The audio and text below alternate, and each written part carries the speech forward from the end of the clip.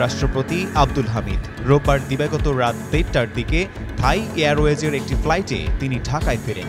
আব্দুল হামিদকে বহন করা ফ্লাইটটি অবতরণের পর আনুষ্ঠানিকতা শেষে রাত 2:45টার দিকে তিনি হযরত শাহজালাল আন্তর্জাতিক বিমানবন্দর ত্যাগ করেন।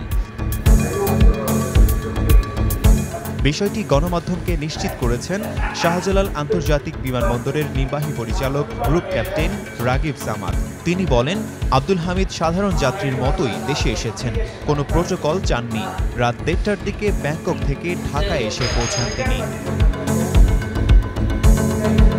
রাগিব সামাদ বলেন, ফ্লাইট থেকে হুইল চেয়ারে করে আব্দুল হামিদকে নামিয়ে আনা হয়।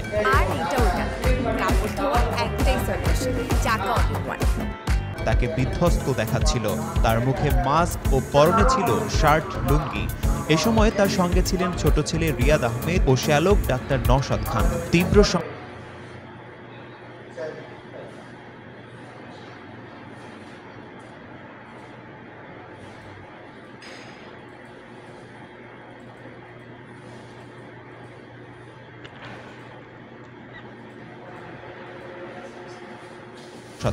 তীব্র সমালোচনা আর খুনের মামলা নিয়ে কেন তিনি দেশে ফিরলেন এ নিয়ে বেশ চর্চা চলছে। আওয়ামী লীগের বিভিন্ন পর্যায়ের নেতাকর্মীরা সামাজিক যোগাযোগ মাধ্যমে বলছেন, শেষ বয়সে তিনি কোনোভাবে চাননি বিদেশে থাকতে। দেশের মাটিতে তার মৃত্যু হবে সেই কামনায় তিনি ফিরে এসেছেন। যদিও এ নিয়ে সাবেক প্রেসিডেন্ট বা তার পরিবারের তরফ থেকে কোনো প্রতিক্রিয়া পাওয়া যায়নি।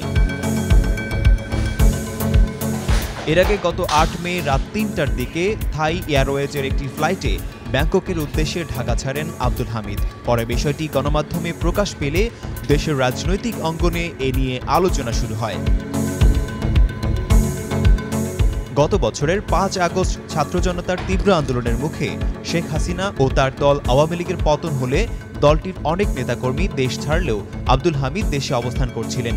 9 মাস পর চিকিৎসার জন্য ব্যাংককের উদ্দেশ্যে দেশ ছাড়েন তিনি। আব্দুল হামিদের বিরুদ্ধে একটি হত্যা মামলা থাকার তথ্য জানা গেছে।